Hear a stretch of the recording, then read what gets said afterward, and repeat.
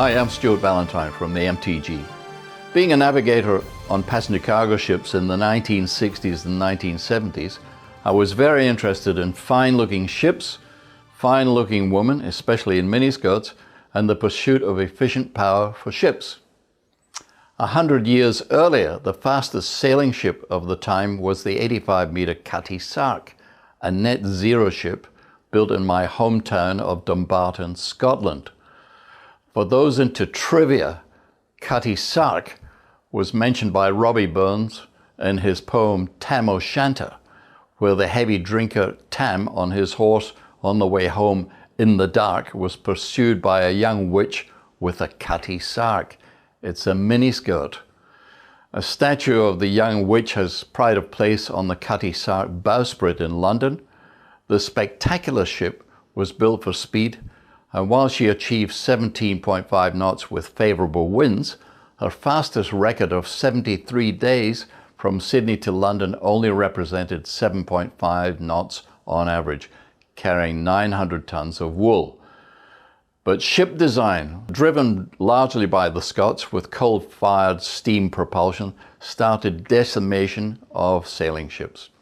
The last operating commercial sailing ship was the Palmyra, uncompetitive by the 1940s. The fact is that wind propulsion of ships continues to be investigated.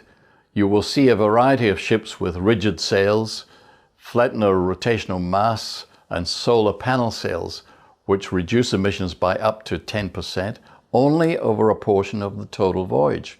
Commercially unrealistic, but they do tick the box for corporate image window dressing, striving towards the hallowed zero emissions that sailing ships already had. Global shipping contributes 3% of global emissions.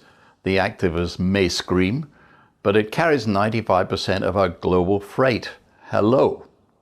Activists should be promoting coastal shipping instead of road freight, which generates 20 to 40 times the emissions per ton kilometer, killing and injuring people in the process. The catamaran Touranor Planet Solar was the showcase at the 2010 UN Climate Conference as a shining example of solar power's future.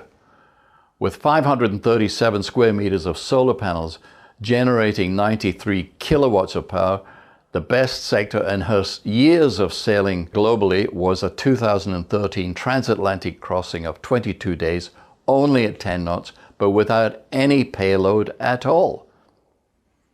After being involved with projects with methanol, ammonia, hydrogen, LNG, and nuclear propulsion for ships, I can tell you nuclear leads the field with 162 ships already in operation and many more on the drawing board, because no other energy source comes close to on cost per kilowatt or energy density than nuclear. Plus, there are no emissions and you don't have to carry hundreds of tons of fuel and can carry that weight in revenue-generating cargo. How good is that?